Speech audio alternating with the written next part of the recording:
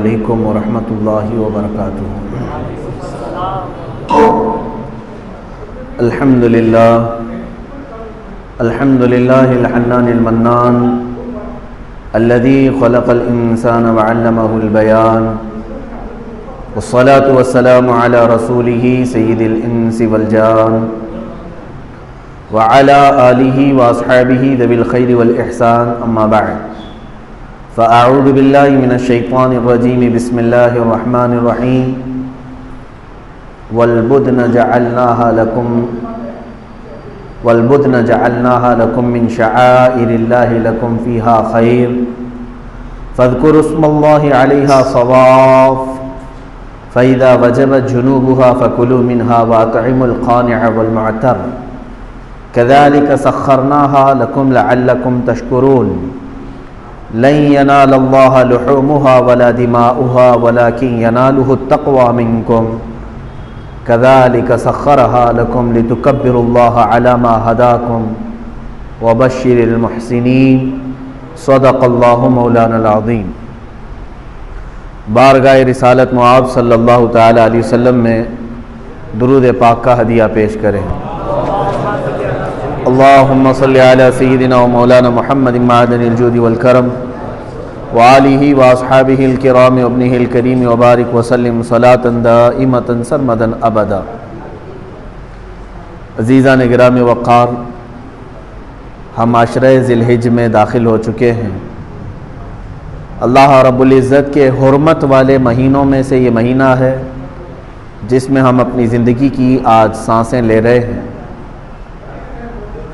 4 مہینے حرمت والے ہیں جس میں جنگ و جدال، قتل و قتال حرام ہے،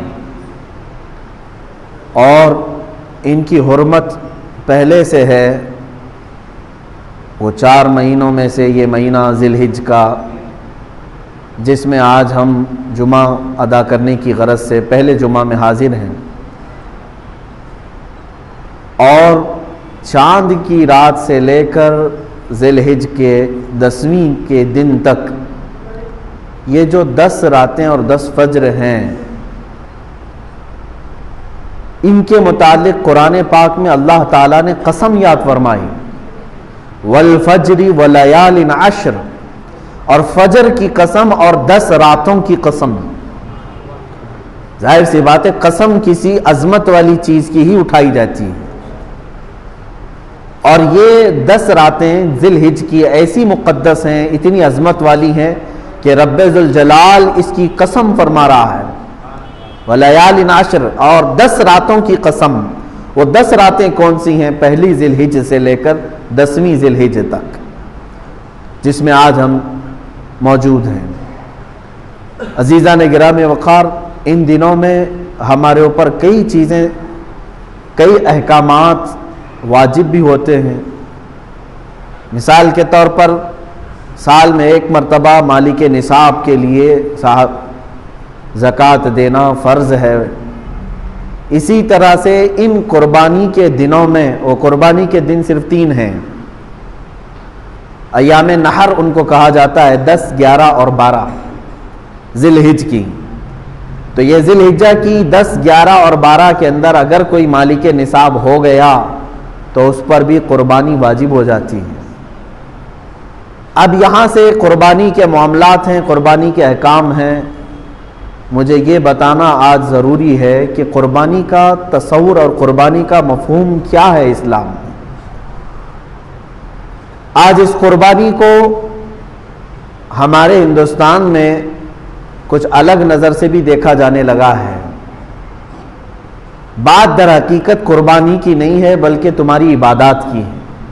یہ تو بہانہ ہے کہ قربانی ہے۔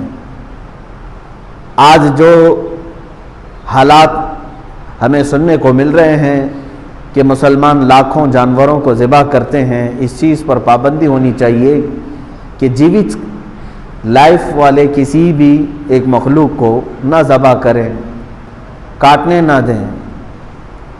عزیزان گرامی وقار، یہ قربانی کا تصور صرف اسلام میں نہیں، آدم علیہ السلام سے چل رہا ہے۔ انسان اول کی ابتدا جہاں سے ہے انہی دنوں سے قربانی کا تصور ہے، قرآن پاک میں موجود ہے۔ چھٹے پارے میں رب تعالیٰ نے فرمایا وَاتْلُ عَلَيْهِمْ نَبَأَ بَنِي آدَمَ بِالْحَقِّ اِذْ قَرَّبَا قُرْبَانًا فَتُقُبِّلَ مِنْ أَحَدِهِمَا وَلَمْ يُتَقَبَّلْ مِنَ الْآخَرِ۔ جب آدم علیہ السلام کے دونوں بیٹوں کے درمیان جھگڑا ہو گیا، حابیل اور قابیل کے درمیان، نکاح کے مسئلے کو لے کر، دونوں ایک خاتون سے، ایک ہی عورت سے شادی کرنا چاہتے تھے، تو ان کے متعلق حکم یہ آیا کہ دونوں لوگ اپنی قربانی کریں، اور جس کی قربانی قبول ہو جائے وہ نکاح کر لے اس سے، وہ حق پر ہے۔ تو اس زمانے میں قربانی کا طریقہ یہ تھا کہ وہ اپنے جانور کو ذبح کر کے کسی اونچی جگہ پر، پہاڑ پر یا کھلے میدان میں رکھے، آسمان سے ایک آگ اترتی اور اس قربانی کو اٹھا لے جاتی، یعنی اچانک وہ قربانی کا جانور غائب ہو جاتا، آگ اس کے اوپر آتی، آگ آنے کے بعد جل جانا چاہیے، ختم ہو جانا چاہیے، لیکن اس آگ کے اندر وہ قربانی کا جانور غائب ہو جاتا، تو یہ سمجھا جاتا کہ یہ اس کی قربانی قبول ہو چکی ہے۔ حابیل اور قابیل نے اس زمانے میں قربانی کی، حابیل نے ایک مینڈھے کو ذبح کیا اور بلند جگہ پر رکھا، اس کے چھوٹے بھائی قابیل نے بھی، ان کے متعلق یہ ہے کہ وہ کچھ غلہ اناج لا کر کے اس نے رکھا، دونوں میں سے آسمان سے آگ آئی تھوڑی دیر کے بعد، اور بڑے بیٹے حابیل کے ذبح کیے ہوئے جانور کو وہ کھا گئی، وہ جانور غائب ہو گیا۔ اس سے اس وقت فیصلہ یہ کیا گیا، یہ پہلی قربانی تھی، دنیا میں سب سے پہلی قربانی تھی۔ آدم علیہ السلام نے حکم فرمایا کہ حابیل حق پر ہے، اس لیے اس کی قربانی قبول ہو گئی۔ قرآن پاک میں تقریباً کئی مقامات پر 1 درجن کے قریب آیتیں قربانی کے متعلق ہی نظر آئیں گی آپ کو کہ قربانی کا مفہوم کیا ہے، اور تقریباً عیسیٰ علیہ السلام تک جتنے انبیاء اکرام علیہ السلام آئے، اکثر انبیاء کی امتوں پر بھی قربانی کے احکام واجب ہوئے، لیکن الگ الگ طریقوں سے۔ قرآن پاک میں یہ بھی الذین قالوا ان اللہ عہد الینا اللہ نؤمن برسول حتی یأتینا بقربان تأکلہ النار، یعنی کچھ لوگوں نے یہ کہا تھا اس زمانے میں کہ ہم کسی رسول پر ایمان نہیں لائیں گے اس وقت تک جب کہ کوئی قربانی آئے، ہم قربانی کریں اور اس کو آگ کھا لے جائے تو ہمیں سمجھ میں آئے گا کہ حق پر کون ہے۔ اس وقت تک یہ معاملات تھے کہ قربانی کو آسمان سے کوئی آگ آتی اور اٹھا لے جاتی، اور سمجھ میں آتا کہ اس کی قربانی قبول ہے اور اس کی قربانی رد کر دی گئی۔ اب آپ یہ سوچتے ہوں گے کاش ہمارے اندر بھی ہوتا ایسا، ہم بھی اپنے جانوروں کو ذبح کر کے رکھتے، ہم بیل کو ذبح کر رہے ہیں، بکریوں کو یا پھر اونٹ کو، 3 ہی جانور ہیں ذبح کے لیے قربانی میں، مرغے مرغیوں کی قربانیاں نہیں ہوتی، لیکن ابھی سننے میں آیا ہے کہ جماعت اہل حدیث نے انڈے کی قربانی کو بھی جائز کہا ہے۔ سارے لوگ نہیں ہوں گے، ان میں سے بھی کوئی نرا جاہل ہوگا۔ بہرحال یہ قربانی کے متعلق آپ بھی سوچ رہے ہوں گے کہ پہلے کی امتوں کے لیے قربانی کرتے تھے تو آسمان سے آگ آتی اور اٹھا لے جاتی، کاش ہمارے اس میں بھی ایسا ہوتا، ہم بھی قربانی کرتے اور رکھتے، آسمان سے کوئی چیز آ کے اٹھا لے جاتی تو ہم سب کو بتاتے کہ دیکھو یہ اللہ کی طرف سے آئی ہے اور قربانی ہماری قبول ہے۔ عزیزان گرامی وقار، آپ تصویر کا ایک ہی رخ اپنے طرف سے سوچ رہے ہیں، یہ میرے رب ذوالجلال کا احسان ہے امت مصطفیٰ پر۔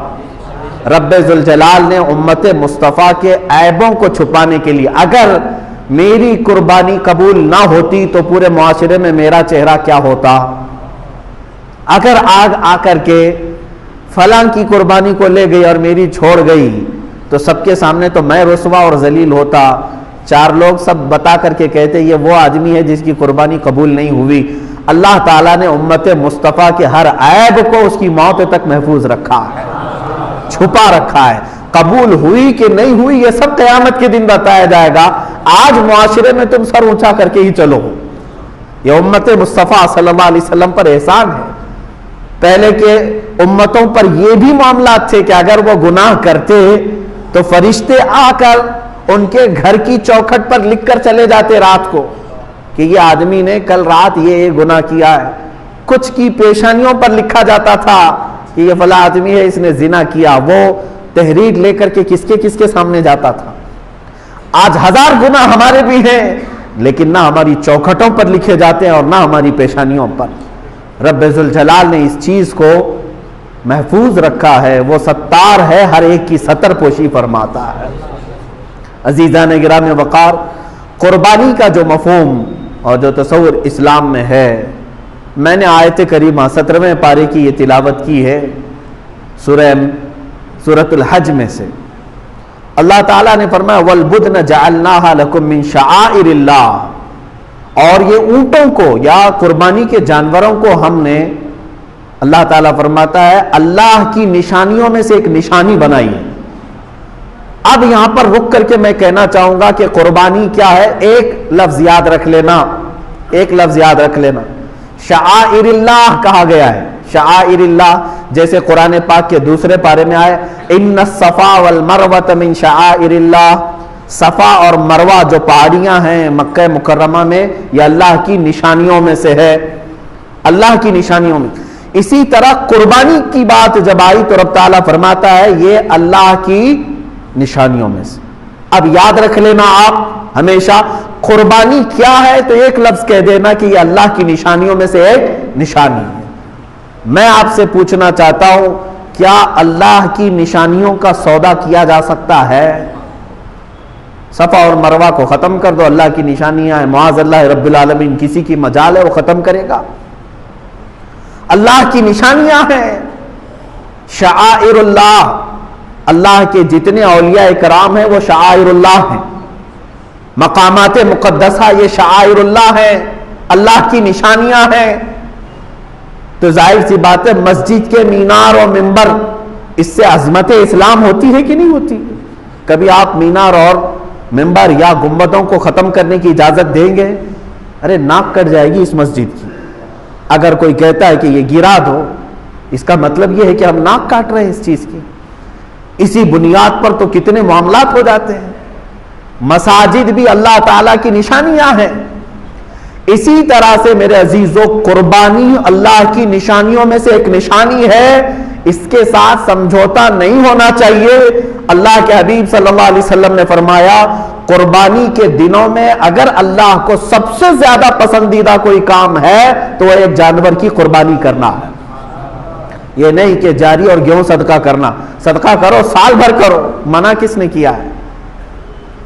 مجھے یہ خبر ملتی ہے کہ بعض لوگوں نے کہا کہ قربانی کے بدلے میں کچھ صدقہ اور خیرات کرو۔ ہر چیز کے متعلق تمہیں اس طرح سے بزدل بنانے کی کوشش کی جا رہی ہے کہ تم اپنے ان شعائر اللہ کے ساتھ بھی آج سمجھوتا کرو گے۔ اللہ کی نشانیوں میں سے ایک نشانی ہے، اگر جانور کو ذبح کرنا ظلم ہوتا تو رحمت للعالمین کبھی اپنے ہاتھ سے کسی کو ذبح نہیں کرتے۔ کیا رسول کریم صلی اللہ علیہ وسلم ظلم کر سکتے؟ اللہ کے حبیب صلی اللہ تعالی علیہ وسلم نے حجۃ الوداع کے موقع پر 70 اونٹوں میں سے تقریباً 60 کے قریب اونٹوں کو خود ذبح فرمایا، باقی کچھ اونٹوں کو مولا علی کرم اللہ وجہہ الکریم کے ہاتھوں میں دے دیا کہ تم ذبح کرو۔ اور قربانی کے دن جب آئے، جب عید الاضحیٰ، حضور اکرم صلی اللہ علیہ وسلم نے نماز ادا کی اور اس کے بعد 2 بکرے لائے گئے، 2 مینڈھے چت کبرے، یعنی سفید کالا جو ہوتا ہے اس کو چت کبرا کہتے ہیں، 2 مینڈھے رسول کریم صلی اللہ تعالی علیہ وسلم نے ذبح فرمائے۔ صحابہ نے پوچھا یا رسول اللہ صلی اللہ تعالی علیہ وسلم کہ قربانی اگر واجب ہے تو کیا 2 بکروں کی؟ رسول کریم صلی اللہ علیہ وسلم نے فرمایا نہیں، 1 بکرا قربانی کے لیے واجب ہے، میں نے 1 بکرا اپنی جانب سے کیا، دوسرا میری پوری امت کی طرف سے کیا۔ یہ ہے اللہ کے حبیب صلی اللہ تعالی علیہ وسلم کی سنت۔ جو نہ بھولا ہم غریبوں کو رضا، یاد اس کی اپنی عادت کیجئے، وہ اپنی قربانی میں بھی اپنی امت کو شامل کرتے ہیں، اپنی امت کو شامل کر رہے ہیں۔ عزیزان گرامی وقار، ہمارے لیے قربانی شعائر اللہ ہے، یہ قرآن سے ثابت ہے۔ وَالْبُدْنَ جَعَلْنَاهَا لَكُمْ مِنْ شَعَائِرِ اللَّهِ، ہم نے اونٹوں کو یا جانوروں کو شعائر اللہ میں سے بنایا ہے، اللہ کی نشانیوں میں سے بنایا ہے۔ لَكُمْ فِيهَا خیر، قرآن یہ کہتا ہے اور ان کی قربانی میں تمہارے لیے بھلائی ہے، بھلائی ہے۔ فَاذْكُرُ اسْمَ اللَّهِ عَلَيْهَا صَوَافٍ، جب یہ جانور کھڑے ہو جائیں تو اللہ کے نام کا ذکر کرو، ذبح کے لیے کھڑے ہو جائے تو تم اللہ کے نام کا ذکر کرو۔ فَإِذَا وَجَبَتْ جُنُوبُهَا، اور جب وہ ذبح ہو کر کے زمین پر آ جائیں، فَكُلُوا مِنْهَا، تم بھی اس میں سے کچھ کھا لو۔ وَأَطْعِمُوا الْقَانِعَ وَالْمُعْتَرَّ، اور مانگنے والے سائل کو یا غریب مستحق کو بھی اس میں سے کھلاؤ۔ كَذَلِكَ سَخَّرْنَاهَا لَكُمْ، اور اللہ فرماتا ہے یہ جانور جو ہے ہم نے تمہارے تابع داری میں دیا ہے، تمہارے تابع میں دیا ہے۔ عزیزان گرامی وقار، قربانی ہمارے عید کے اعتبار سے مسلمانوں کا ایک پرسنل لا ہے، ہمارے اپنے تہواروں میں سے ایک تہوار ہے یا نہیں، اس چیز کو مانتے کہ نہیں؟ آج اس سلسلے میں میں چاہتا ہوں کہ ذمہ دار حضرات بھی اس چیز کے متعلق بات کریں کہ جب ہندوستان آزاد ہوا تو کئی مذاہب اور کئی ادیان کے لوگ ہندوستان میں تھے، سب کے متعلق جو قوانین مرتب ہوئے اس میں سے یہ قانون بھی دیکھنے کے قابل تھا، ہر ایک کو کہا گیا کہ وہ اپنے دین کی مکمل آزادی کے ساتھ یہاں جی سکتا ہے۔ اگر میرے دین میں عبادتیں ہیں، نماز ہیں، تو کسی بھی قوم کو یا کسی بھی حاکم کو، کسی بھی پولیس کو میری عبادتوں سے مجھے روکنے کا حق نہیں، کیونکہ یہ میرے ریلیجیس میرا رائٹ ہے، یہ میرے دین کا حق ہے۔ اگر میں ٹوپی پہنتا ہوں، داڑھی رکھتا ہوں، تو یہ میرے دین کا حق ہے، میں استعمال کر رہا ہوں، مجھے ہندوستان کے سنویدھان نے، یہ قانون نے مجھے یہ اجازت دی ہے۔ آج اگر اتنے زمانے کے بعد پھر کوئی یہ کہے کہ تم فلاں چیز نہیں کر سکتے جو میرے دین میں سے ہے، تو گویا کہ وہ میری آزادی کو چھین کر مجھے دوبارہ غلامی میں لا رہا ہے، مجھے دوبارہ غلامی میں لا رہا ہے۔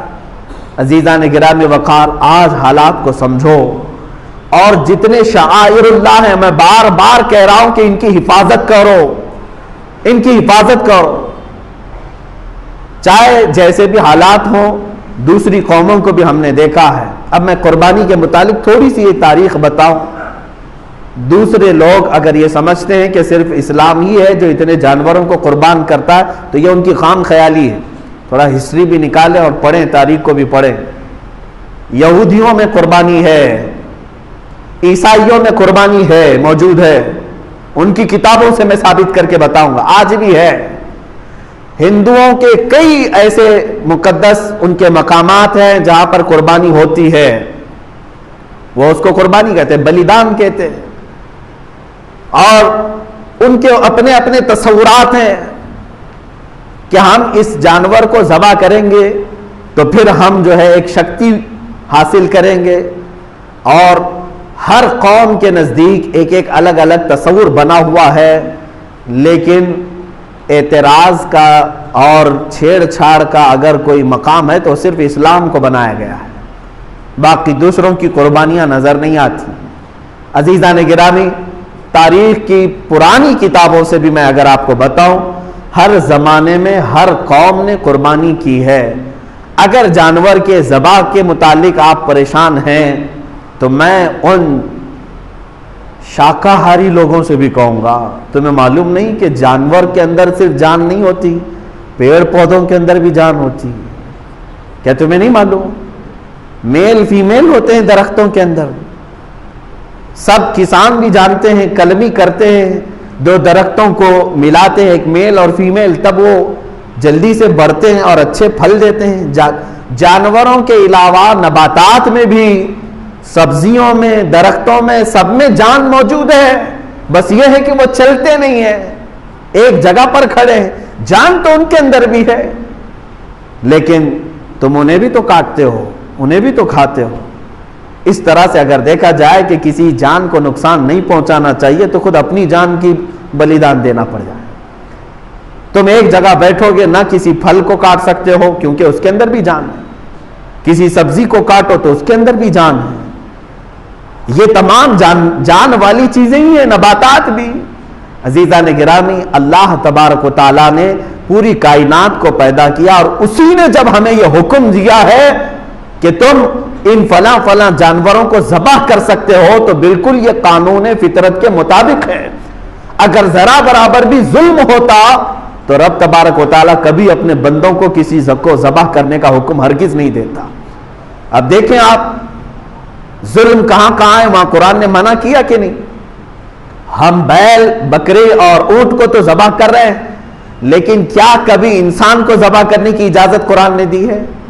بلکہ قرآن نے تو یہ کہا من قتل نفسا بغیر نفس او فساد فی الارض فکأنما قتل الناس جميعا، جس نے کسی ایک جان کو بھی قتل کیا ناحق، ایک جان کو بھی قتل کیا بغیر کسی حق کے، اللہ تعالیٰ فرماتا ہے گویا کہ اس نے پوری دنیا کے انسانوں کا قتل کیا ہے، پوری انسانیت کا وہ قاتل ہے۔ تو اگر ذرا برابر بھی ظلم ہو سکتا ہے کہیں پر تو قرآن نے اس پر پہلے سے پابندی لگا دی کہ تم یہاں قتل نہیں کر سکتے، یہاں نہیں مار سکتے۔ عزیزان گرامی وقار، جن جانوروں میں اللہ نے برکت رکھی ہے انہی جانوروں کو ذبح کا بھی حکم دیا ہے۔ آپ نہیں دیکھتے لاکھوں کی تعداد میں نہیں، کروڑوں کی تعداد میں بکرے ذبح ہو رہے ہیں، بیل بھینس یہ تمام ذبح ہو رہے ہیں، اور اونٹ بھی ذبح ہو رہے ہیں، لیکن کیا کبھی ان کی تعداد گھٹ گئی اور کم پڑ گئی؟ جبکہ سال میں یہ 2 ہی بچے دیتے ہیں یا 1 ہی بچہ دیتے ہیں۔ جتنی تعداد میں کاٹے جاتے ہیں اور کھائے جاتے ہیں، بیل ہیں، بکریاں ہیں، اونٹ ہیں، بھینس ہے، ان کی تعداد کبھی کم نہیں ہوئی، کبھی شارٹیج نہیں ہوا گوشت کا، لاک ڈاؤن میں بھی نہیں شارٹیج ہوا، کبھی نہیں ہوا۔ ان میں برکت رکھی ہے اللہ تعالیٰ نے، جبکہ خنزیر ایک بار میں 17-18 بچے دے دیتی ہے، کتے کو دیکھیں تو وہ بھی 10-12 بچے ایک بار میں دیتی ہے، اور نہ ان کا ذبح ہوتا ہے، نہ وہ کاٹے جاتے ہیں، نہ بیچے جاتے ہیں، بس شوقین لوگ کھاتے ہوں گے، باقی عام طور پر تو نہیں ہے۔ لیکن اس کے باوجود جتنے گلیوں میں روڈوں پر جگہ جگہ بیل بکری اور بھینس نظر آتے ہیں اتنے کتے تو نہیں نظر آتے، اس لیے کہ اللہ کے نبی صلی اللہ علیہ وسلم نے فرمایا کہ اللہ تعالیٰ نے ان جانوروں میں غیب سے برکت رکھا ہے، یہ برکت والے جانور ہیں۔ کسی کے پاس بکری آئی تو سمجھ لو کہ اس کے مال میں برکت آئی۔ خود رسول کریم صلی اللہ علیہ وسلم نے فرمایا تمہارے مال میں اگر سب سے زیادہ کسی مال میں برکت ہے تو وہ بکری میں ہے، جانوروں میں سب سے زیادہ برکت ہے۔ اسی وجہ سے حکم بھی ہوا کاٹنے کا کہ تم انہیں ذبح کرو، اللہ تعالیٰ اس کے بدلے اور پیدا کرے گا۔ لیکن کیا ہمیں کبھی بلی کاٹ کر کے کھانے کا حکم دیا اللہ تعالیٰ نے؟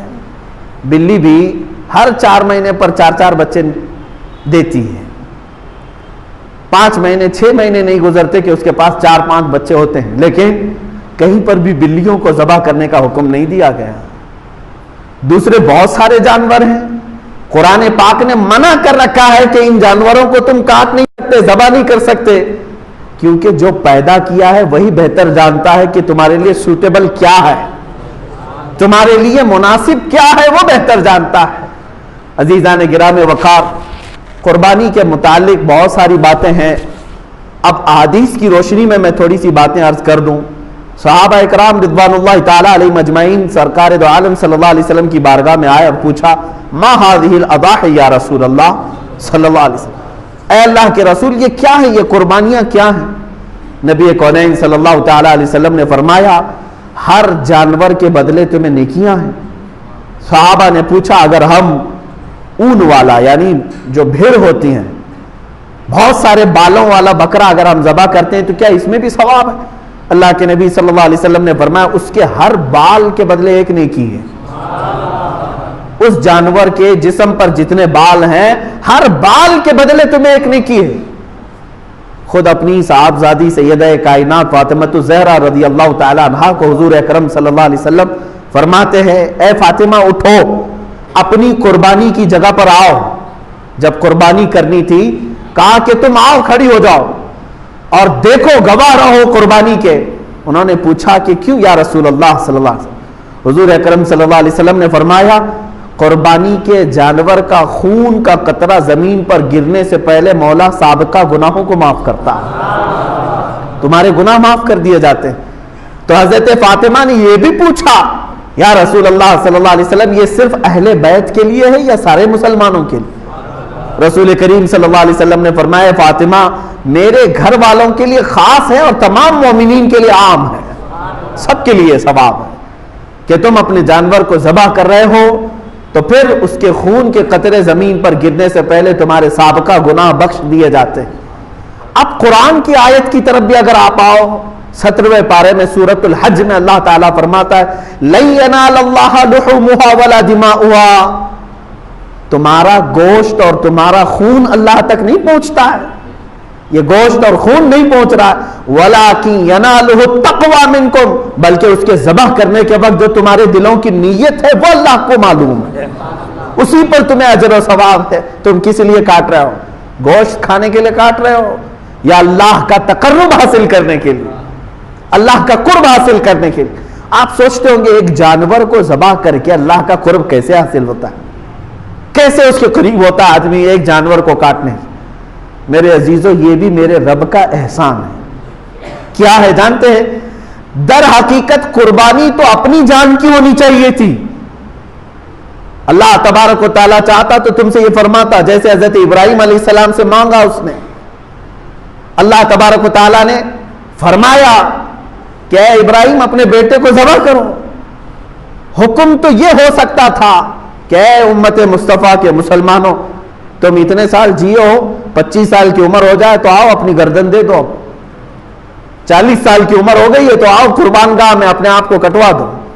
کہیں یہ حکم نہیں فرمایا، بلکہ حقیقی قربانی جو ہے وہ اپنی جان کی تھی۔ اللہ تبارک و تعالیٰ نے جیسے اپنے نبی کے لیے دمبا بھیجا جنت سے، وہ تو صرف ان کا امتحان تھا، اسماعیل علیہ السلام کو کاٹا تو نہیں گیا، ان کے بدلے میں بکرا کاٹا گیا، تو رب تبارک و تعالیٰ نے فرمایا اب امت مصطفیٰ کے لیے بھی بلکہ تمام مومنین کے لیے بھی یہی حکم ہوگا کہ تم کاٹو گے اپنی طرف سے کوئی بکرا یا جانور، لیکن مولا تعالیٰ کی طرف سے تمہاری خود کی قربانی سمجھی جائے گی، تم نے خود قربان کیا ہے۔ اور یہ تصور کب آتا ہے جانتے ہیں آپ؟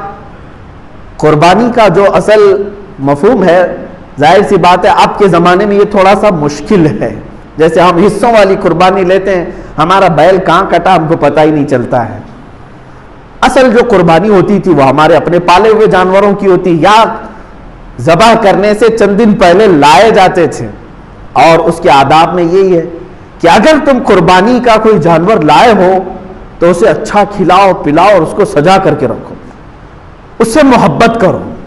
حتیٰ کہ بہت سارے ایسے بزرگ ہیں جنہوں نے یہ بھی فرمایا کہ اسے نہلاؤ دھلاؤ، تمام جانوروں سے اسے الگ کچھ نشانی ڈال کر کے رکھو، اور پہلے کے دور میں ہار پہنائے جاتے تھے ان جانوروں، ان کو الگ رکھا جاتا تھا اور سارے لوگ جانتے تھے کہ یہ قربانی کا جانور ہے، ہار پہنا کر کے انہیں الگ رکھا جاتا تھا۔ اسی سے قلادہ ہے، جیسے عرب میں بھی حج کے لیے جب صحابہ آتے تھے تو ہار پہنا کر کے جانوروں کو قربان گاہ لاتے تھے مینا میں۔ ان جانوروں کے ساتھ یہ سلوک کیوں کرایا گیا؟ انہیں صبح شام دوپہر ان کے کھانے پانی کو دیکھو، ان کے اوپر تم ہاتھ پھیراؤ۔ دو باتیں، ایک تو میرے آقا صلی اللہ علیہ وسلم فرماتے ہیں قیامت کے دن یہ جانور اپنے سینگ اپنے کھر اپنے گوشت اپنی کھال کے ساتھ آئے گا، ان تمام چیزوں کے ساتھ آئے گا، اور رب تعالیٰ سے فرمائے گا اے مولا تیرا قرب حاصل کرنے کے لیے اس نے مجھے تیرے دربار میں ذبح کیا، اے کریم خدا اب اسے جہنم کی آگ سے تو حرام فرما دے۔ مولا اس جانور کی اس بات پر تم پر سے جہنم کی دوزخ کی آگ کو حرام فرما دیتا ہے۔ یہ بھی حدیث پاک میں ہے کہ یہ جانور تمہاری سفارش کے لیے آئے گا، پہلا یہ۔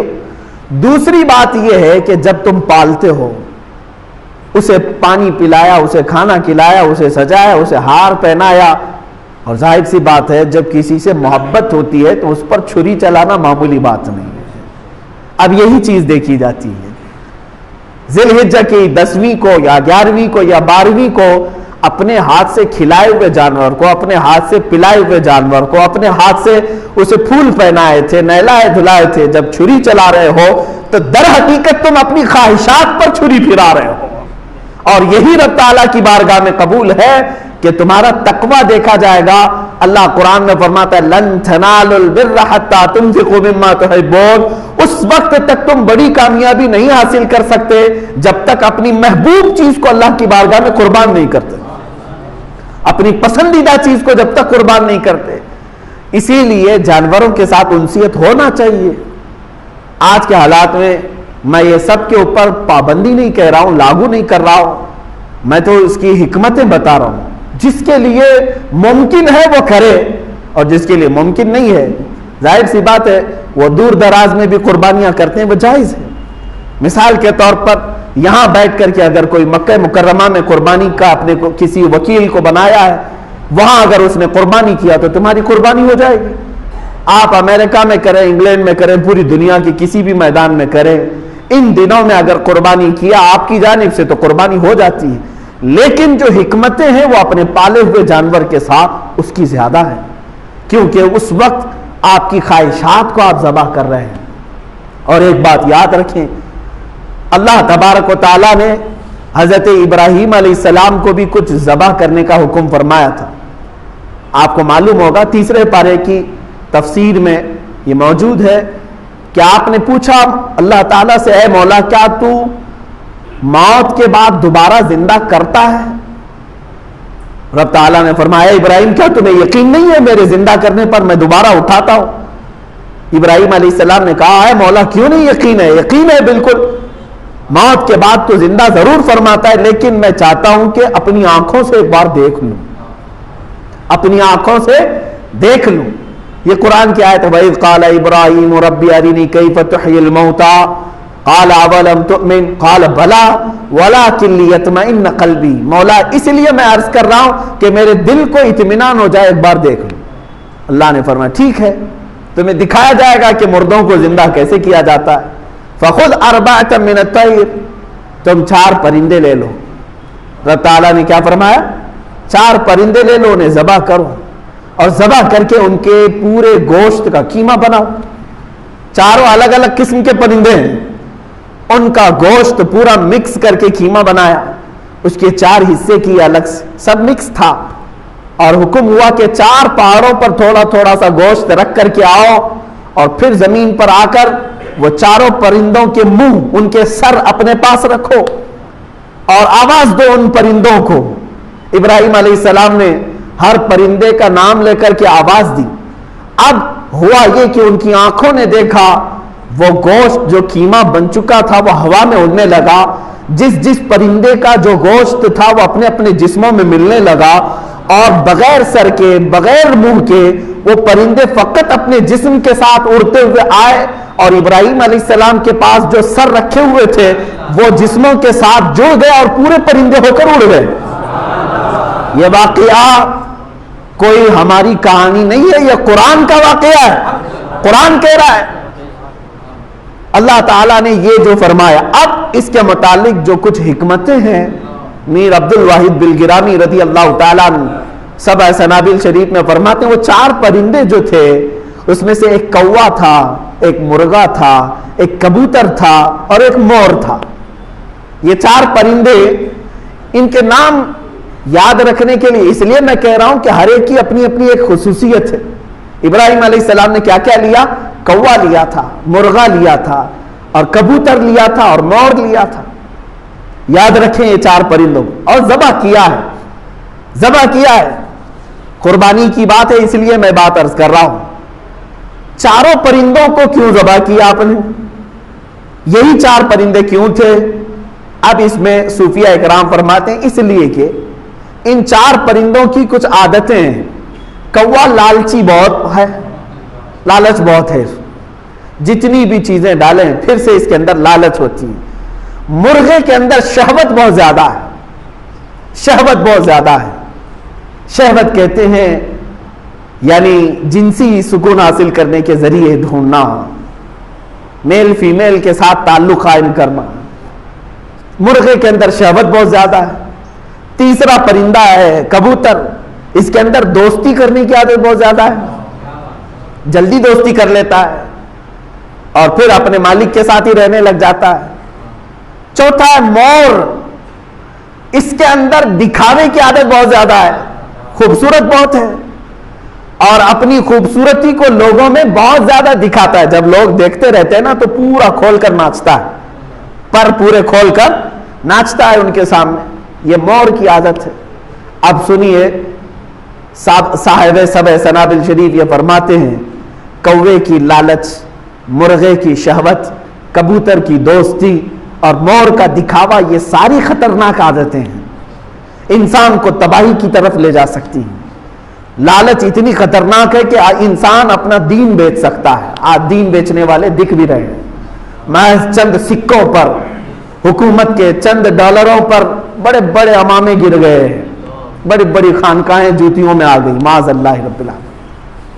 عزیزان گرامی, یہ لالچ یہ ہے ان کو بہت نیچے کے درجے تک لے آتی ہے. دوسرا ہے مرغے کی شہوت. یہ اگر انسان کے اندر ہے تو پھر وہ جانوروں کی طرح حرکتیں کرتا ہے. آپ دیکھیں بہت سارے لوگوں کے اندر جو شہوتیں ہیں, یہی شہوت ہے جو انہیں آوارہ گردی پر لے آئی ہے. آنکھیں سلامت نہیں ہیں, دن رات گناہ کرنے کی خواہش, یہ شہوت ہی کا تو مادہ ہے. ایک نوجوان اگر یہ سمجھتا ہے کہ ایک لڑکی کو حاصل کر لینا ہی میری زندگی کا کل مقصد ہے, تو گویا کہ وہ اپنی پوری زندگی کو ہی سمجھ نہیں سکا. مولا نے تجھے کس لیے پیدا کیا تھا اور تو کیا بنا رکھا ہے؟ شہوت کتنی دیر کی ہوتی ہے؟ تھوڑے سے چند منٹوں کی ہوتی. جب وہ شہوت ختم ہوتی ہے تو پھر اس کا سارا سکون غارت. پھر دوسری مرتبہ وہ کام کرنے کی خواہش جب تک نہیں آتی تب تک ٹھنڈا ہے. اسی میں وہ اپنی جسم کو, اپنی روح کو, اپنے ایمان کو تباہ و برباد کرتا ہے. شہوت. تیسری چیز دوستی. صاحب فتح الباری علامہ ابن حجر عسقلانی رحمۃ اللہ تعالی علیہ نے اپنی کتاب کی شروع میں ہی لکھا ہے, میرے مرشد گرامی حضور تاج الشریعہ رحمۃ اللہ تعالی علیہ مصر جانے کے وقت مجھے سب سے پہلی چیز یہ نصیحت کیے تھے. کہا تھا کہ تم پڑھنے میں ٹھیک ہو, اچھے, وہ ساری چیزیں ہیں, لیکن وہاں جانے کے بعد اگر تمہارے لیے سب سے بڑا کوئی زہر ہے تو وہ دوستی ہے. دوستی سے بچو. آپ یہ سمجھتے ہوں گے کہ دوست نہیں بنانا چاہیے, دوست بناؤ, لیکن تمہیں پتہ ہی نہیں ہے کہ دوست ہوتا کون ہے. وہ کسی اور ٹاپک پہ عرض کروں گا. قرآن کہتا ہے یا ویلتا لیتنی لم اتخذ فلانا خلیلا. قیامت کے دن بہت سارے لوگ ایسے ہوں گے جن کو جہنم کی طرف صرف اس لیے لے جایا جا رہا ہوگا کہ ان کی دوستی بری تھی. 19ویں پارے کی شروع کی آیتیں ہیں. وہ کہے گا اے کاش میں فلاں کو دوست نہیں بنایا ہوتا تو کتنا اچھا ہوتا. اس کی دوستی تمہیں لے جا رہی ہوگی, فقط دوستی کیا تھا بس. یاد رکھیں, آپ کوئلے کی دکان پر جا کے آئے ہیں, کام نہیں کیے, کپڑے پھر بھی کالے ہوں گے. آپ عطر کی دکان میں جا کے آئے ہیں, لگائے نہیں, پھر بھی خوشبو آتی ہے. یہ صحبت کا اثر ہے. دوست چننا سب کے بس کی بات نہیں کہ کس کو دوست بنائے. دوست وہ ہے جو تم اللہ کو بھول جاؤ تو وہ یاد دلاتے. دوست وہ ہے جو تم جہنم کے راستے پر جا رہے ہو تو پکڑ کے وہ جنت کے راستے پہ لائے. ورنہ دوستی کیا ہے؟ کھانے پینے موج مستی کرنے کا نام دوستی تھوڑی نہ ہے. وہ تو شیطان ہے جو لگے ہوئے ہیں آس پاس. تمہارے مال کی دوستی کرنے والے ہزاروں ہیں, تمہارے مرتبے کی دوستی کرنے والے ہزاروں ہیں. سمجھ میں آئے گا اس دن جب تمہارا مال ختم ہو جائے اور تمہارا مرتبہ ختم ہو جائے, تمہاری طاقت.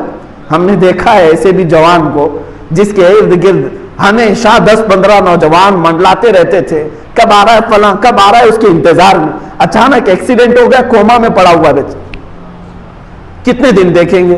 ایک دن بہت غم کیا دوستوں نے, ظاہر سی بات ہے اے ٹی ایم ہی چلا گیا ہے جو ان پر خرچ کرتا تھا. وہ بیمار پڑا رہا, 1-2 سال نہیں, 3 سال, 4 سال, 5 سال.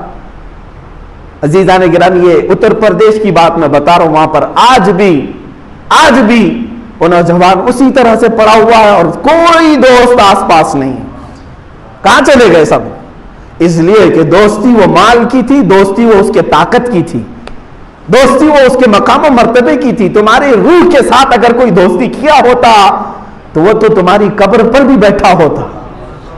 یہاں تو دفن کرنے کے بعد 5 منٹ کوئی رکنے کو تیار نہیں. وہی دوست جن کے لیے ہم اپنے ماں باپ کو چھوڑ کر باہر نکل آتے ہیں, وہ ہمارے کفن پر مٹی ڈال کر چلے نکل پڑے. دوستی وہ نہیں ہے میرے عزیزو. دوستی وہ ہے جو صدیق اکبر نے میرے آقا کے ساتھ نبھائی. رسول کریم صلی اللہ تعالی علیہ وسلم کے ساتھ انہوں نے نبھائی کہ ان کے مشن کو لے کر کے جو آگے بڑھے، ہر درد میں ہر دکھ میں دوستی وہ ہے جو سیدہ خدیجۃ الکبریٰ رضی اللہ تعالیٰ عنہا نے رسول کریم صلی اللہ علیہ وسلم کے ساتھ نبھائی ہے۔ بہرحال عام دوستی جو ہے یہ خطرناک ہے۔ میں تو نوجوانوں سے کہوں گا تمہیں اکثر گمراہ کرنے والے دوست ہوتے ہیں، ان سے بچو، ان سے بچو۔ لیکن دنیا یہ چاہتی ہے کہ تمہارے فرینڈ لسٹ جتنی ہے، فرینڈز کی لسٹ کتنی ہے اتنے تم کو بڑا سمجھا جاتا ہے۔ فیس بک پہ دیکھو، فلاں جگہ پر دیکھو، لوگ دوستوں کی تعداد بڑھانے میں بہت مصروف ہیں، میری فرینڈز لسٹ اتنی بڑی ہے، اتنی بڑی ہے، تو یہ معلوم نہیں یہ سب ہلاکت کی طرف لے جا رہے ہیں۔ دوستی یہ خطرناک ہے۔ میں کسی اور موقع پر عرض کروں، اور مور کی جو عادت ہے وہ دکھاوا، خوبصورتی کا دکھاوا، یہ بھی اتنی خطرناک عادت ہے کہ سارے اعمال اس کے ضائع ہو جاتے ہیں، اس لیے کہ اللہ کے نبی صلی اللہ علیہ وسلم نے فرمایا ایک شرک ہے اللہ کے ساتھ دوسرا خدا مان لینا، اس کو کہتے ہیں شرک اکبر، اور ایک ہے شرک خفی، اگر کوئی کام تم نے دکھاوے کے لیے کیا تو یہ بھی شرک خفی ہے، گویا کہ تم خود خدا بننے کی کوشش کر رہے ہو۔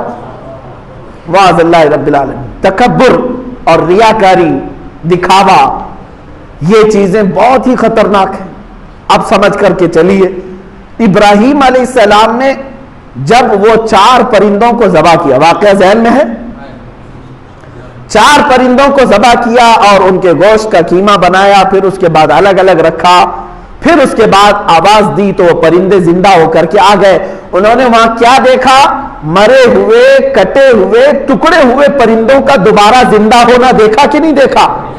یہ کیسے دیکھا؟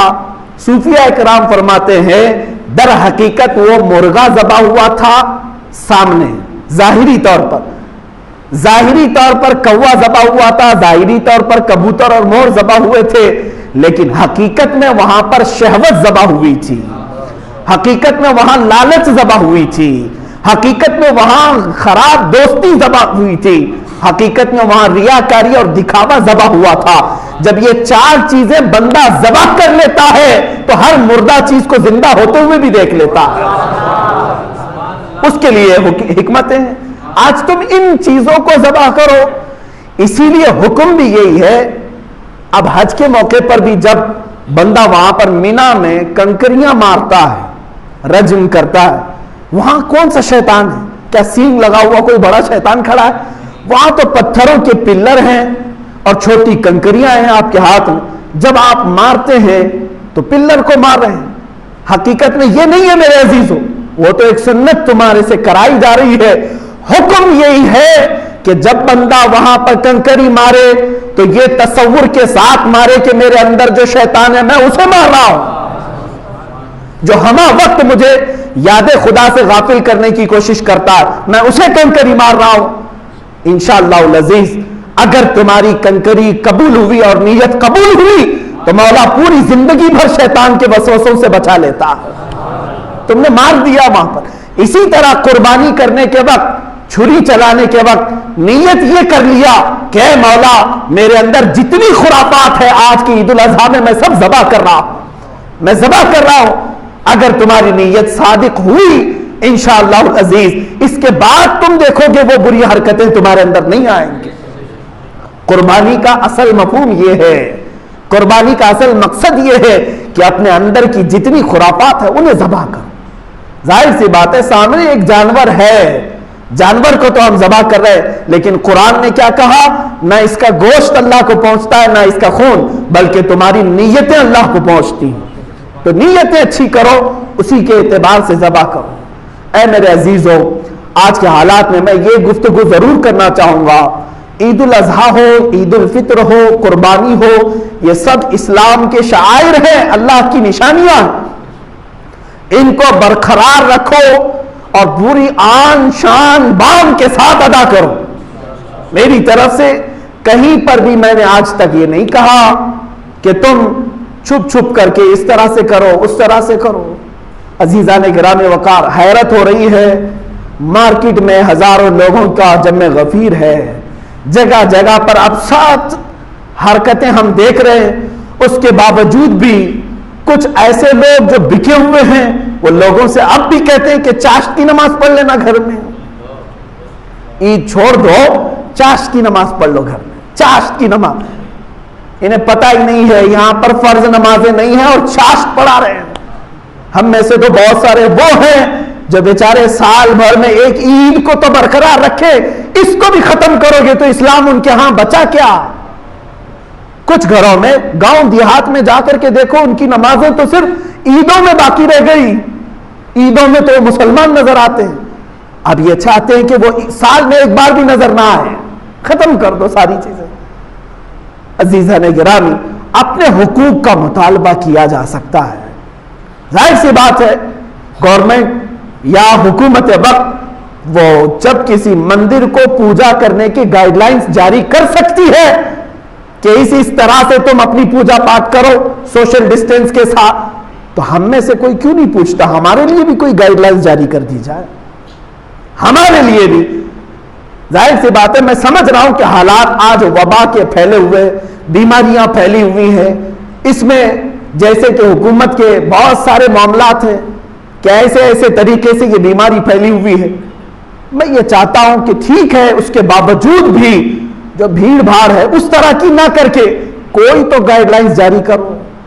یہاں افسوس مجھے ان لوگوں کا نہیں ہے جو حکومت کے تخت پر بیٹھے ہوئے ہیں، افسوس ان لوگوں کا ہے جو ہماری جماعتوں میں منافق بیٹھے ہوئے ہیں، ہماری جماعتوں کے وہ دغلے قسم کے لوگ جو لوگوں کے درمیان آ کر کے پیر پرستی اور لوگوں کو اپنا مرید بنا کر یا اپنا گرویدہ بنا کر کے ان کو شیطانی جال میں پھنسا کر کے اسلام کی روح ہی ختم کرنا چاہتے ہیں۔ میں جانتا ہوں میرے عزیزوں ایسے بہت سارے لوگ، وقت آنے پر میں آشکار کروں گا ضرور، اس لیے میں آج عرض کر رہا ہوں میں بھی اگر خاموش ہو جاؤں تو قیامت کے دن میری بھی گردن پکڑی جائے گی۔ جب سارے لوگ اس طرح سے امت مصطفیٰ کو بزدل بنا رہے تھے، مجھے اگر پوچھا جائے تو میں اتنا تو عرض کروں گا کہ مولا میں نے جو میری استطاعت تھی وہ میں نے عرض کر دیا۔ یہی میں کہوں گا، اللہ کے نبیوں کو بھی یہی حکم تھا، پہنچانا تمہاری ذمہ داری ہے، عمل کرنا قوم کا کام ہے، میں نے پہنچا دیا، وما علینا الا البلاغ المبین، ہم پر ہے صرف پہنچانا، اب قوم کا کام ہے۔ لیکن اگر کسی نے نہیں کہا تو سب کی گرفتاری ہوگی، سب کی پکڑ ہوگی۔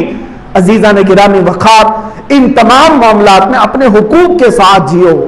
دین اسلام کے لیے اب آگے آنے والے خطرے اتنے شدید ہیں، مجھے احساس ہو رہا ہے ہماری نسلوں کے لیے، بعد میں آنے والے بچوں کے لیے، نئی جنریشن کے لیے اتنے خطرے ہیں کہ وہ اپنے دین پر کیسے قائم رہیں گے۔ جانتے ہیں آپ، آج میں ابھی 8 دن پہلے ہی ایک اخبار یہ بھی دیکھا کہ اب ایک نیا ناٹک یہ بھی شروع ہو گیا ہے کہ جو کورونا وائرس سے ریکور ہو کر کے آیا ہے، پازیٹیو آیا تھا، ہاسپٹل میں ایڈمٹ ہوا تھا، صحیح ہو کر کے آیا ہے، امریکہ میں اور کچھ یورپ کی کنٹریز میں یہ کام چالو ہے، تو اس کو کہا جا رہا ہے یہ اینٹی باڈی والا ہے، اینٹی باڈیز۔ اینٹی باڈی کا مطلب ہے کہ اب اس کو یہ بیماری نہیں پکڑ سکتی، اس کی باڈی مضبوط ہو گئی۔ اب اس کی آڑ میں کیا ہو رہا ہے جانتے ہیں آپ؟ پوری بحث چل رہی ہے دانشوروں کے بیچ میں۔ ہماری قوم کو اس تمام چیزوں کا خطرہ محسوس کرنا چاہیے۔ اینٹی باڈی کیا مطلب اینٹی باڈی کا؟ کہ اب وہ بیماری اس کو نہیں آئی، ٹھیک ہے، اتنے پر ہوتا تو بات ختم تھی، لیکن حکومتیں اسے ایک سرٹیفکیٹ دے رہی ہے، کارڈ، تم کورونا وائرس سے پیڑت تھے، ریکور ہو کر کے آئے، ایک کارڈ تمہیں دیا جائے گا، جیسے پاسپورٹ ہوتا ہے ویسی وہ کارڈ۔ اب اس کے لیے کیا سہولتیں ہیں؟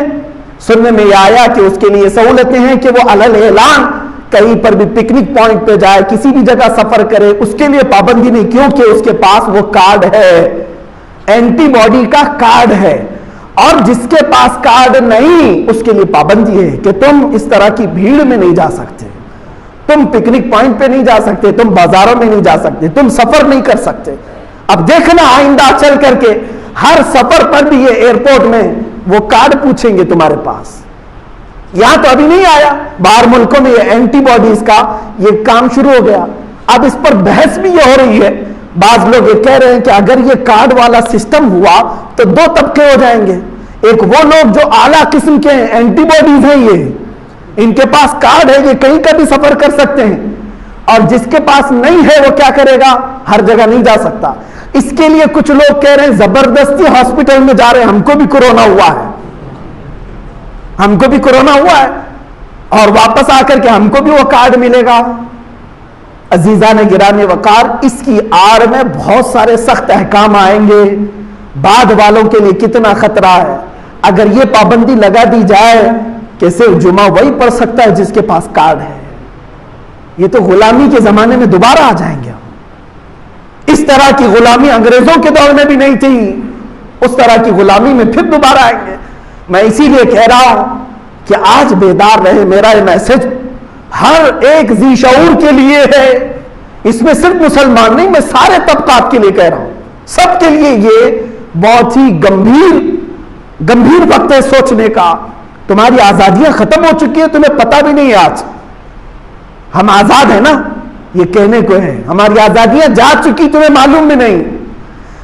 مجھے میرے قانون نے آزادی دی تھی کہ تمہارے باپ کا، ماں کا، بھائی کا، کسی کا بھی انتقال ہوا ہے تو تم اپنے دین، اپنے مذہب کے مطابق لاش لے جاؤ، اپنے قبرستان میں دفن کرو، جیسا تمہارا مذہب کہتا ہے۔ یہ آزادی تھی کہ نہیں؟ یہ آزادی ہم سے آج چھینی گئی ہے، بیماری کے بہانے، اگرچہ بیماری کے نام پر یہ آزادی نہیں ہے ہمارے پاس۔ آج تم اپنی باڈی کو دیکھ بھی نہیں سکتے، چھو بھی نہیں سکتے، غسل بھی نہیں دے سکتے، کفن بھی نہیں، اسے دفن کرو، ساری چیزیں ٹھیک ہے، ہم دیکھیں گے جب تک یہ معاملات چل رہے ہیں۔ آج اسی لیے تو سارے کمپرومائز کر کے چل رہے ہیں، بیماری کا معاملہ ہے، بیماری کا معاملہ ہے۔ لیکن عزیزان گرامی وقار، اسی طرح یہ تمام معاملات ہوتے رہے تو بعد کے حالات خطرناک ہو سکتے ہیں۔ اس لیے میں کہوں گا اپنے شعائر کی حفاظت کرو۔ آج اللہ نے تمہیں مسلمان پیدا کیا ہے تو اپنے دین پر مضبوطی سے قائم رہو، مضبوطی سے قائم رہو۔ انشاءاللہ العزیز عید الاضحیٰ بھی ہوگی اور قربانی بھی ہوگی انشاءاللہ، اور ہمارے تمام شعائر بھی ہوں گے۔ اللہ رب العزت ہم سب کو سہولتیں عطا فرمائے، رب ذوالجلال یہ پھیلی ہوئی وبا اور بلا کو ختم فرمائے، ہم سب کو آزمائشوں سے مولا محفوظ فرمائے۔ وآخر دعوانا الحمدللہ رب العالمین۔